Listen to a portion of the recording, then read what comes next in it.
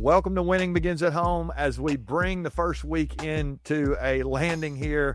It's Friday, and I'm excited that you've chosen to hang out with us all week. It's cool. We've been getting downloads. It's so fun.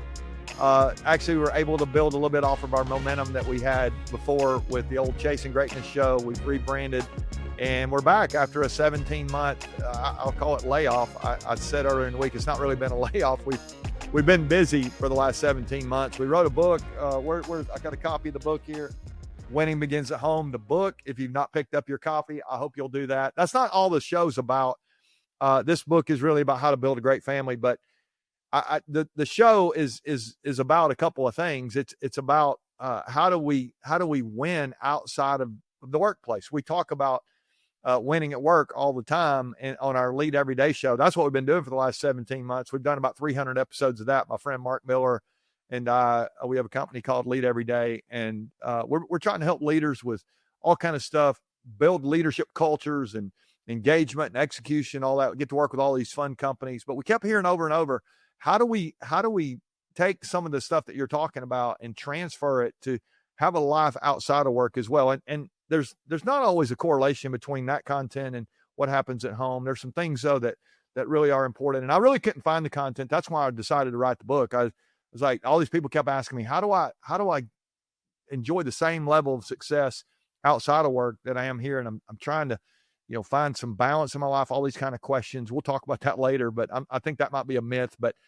I love this idea that we can help people get better outside of work. I love the idea of everybody having a great family life, but a great life outside of work. I think that's cool. All right. So the last couple of days we've been talking about communication.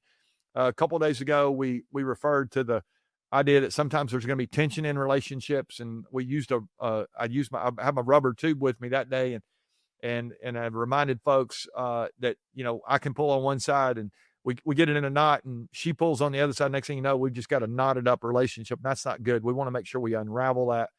And I think the posture that we come with of humility, we're learning, we're trying to grow.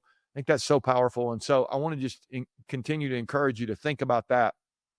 The point is not to make your point or to be right, it's to get it right. And yesterday we said, we turned it a little bit away from those tense conversations when it comes to communication to trying to think on the positive side. How can we continue to add value to the people we live with? And I'm a big fan of these two questions. How can I help? Or let's start. I think the first question I gave was, what do you need and how can I help? These two questions, to me, they are powerful questions. What do you need and how can I help? Love it when somebody shows up with those questions. And I warned you at the end yesterday, the person you're married to or the person you live with, your kids, they may not show up to you and say, hey, Dad, what do you need and how can I help? That's probably not going to happen.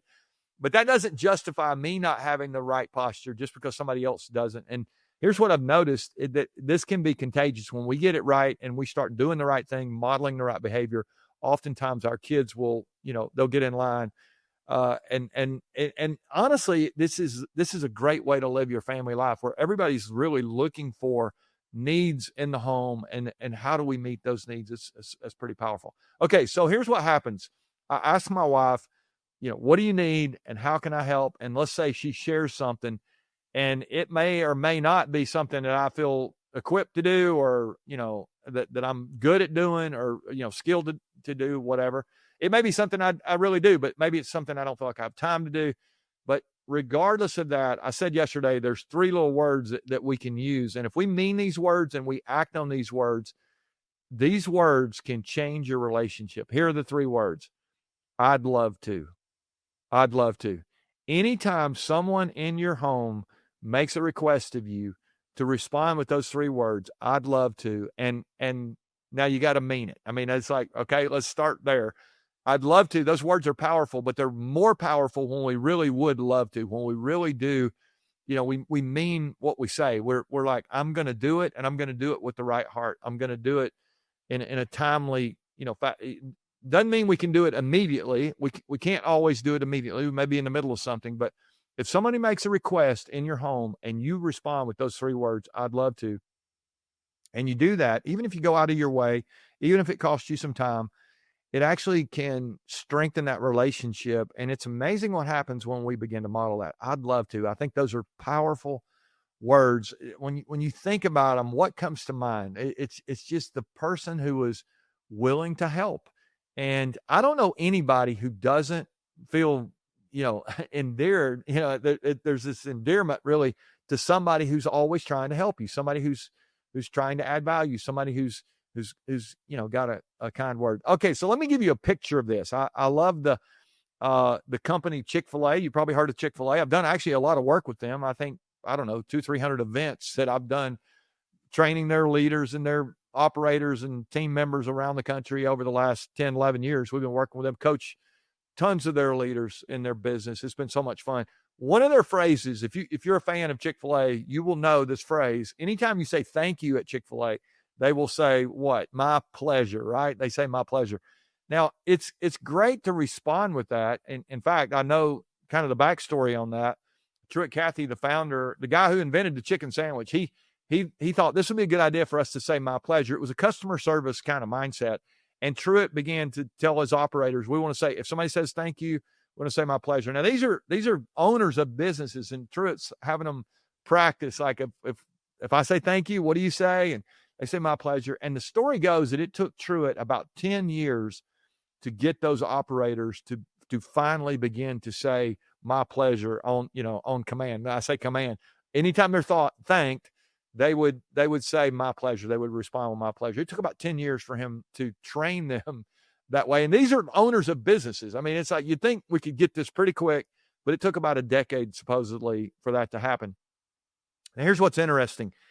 When you think about the ripple effect of that, I'm sure those owners, it took them, it's taken them several years to get all their leaders and their team members in all those restaurants. I think last I heard, maybe about 400,000 team members around the country, not just the country.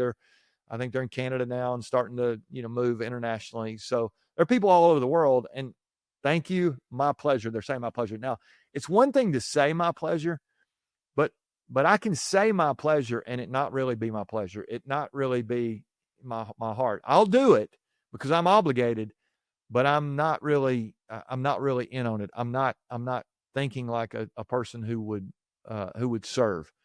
And so that's the I'd love to mindset. That it's one thing to say my pleasure, but is it really your pleasure? It's one thing to say I'd love to. Would you really love to? If you will really start thinking about the privilege you have to live with your kids, live with your spouse, be in a family. There's so many people on earth that don't really have a solid family. If you have a chance to go home every day and have a family, some people to live with, some people to connect with, it's a blessing. And I want to remind you of that. And so I think if we can say I'd love to and really mean it and do whatever it is that they've asked us to do, I'm just telling you that your relationships can get so much better. So I want to encourage you today in the week, look for some opportunities this weekend. What do you need? How can I help? And when they tell you whatever it is they need, you respond with I'd love to, and then do it and watch what happens. Those relationships are going to begin to make progress. I'll promise you that. All right. I hope you'll give that some thought, give that some practice. We all need to probably practice that in a lot of ways. And maybe it might, as I said before, it might just become contagious. There might be some of that spills over, and other people might begin to serve around your house. And I think a serving family, there's nothing more powerful than a family that's serving each other. It's really a great way to live your family life. All right. Love you guys. Keep hitting the subscribe button. If you've not done that, I hope you will, but keep hitting the share button. Find somebody this weekend that you can share these episodes with. Invite them on this journey. You might even have some conversations about it. Maybe you got an accountability partner or somebody that you're trying to make progress. Maybe some young dads or some moms. What I don't know what you got going on right now, but I hope you'll find somebody that you can share and encourage them the way we're trying to encourage you. All right, love you guys. Remember, winning begins at home.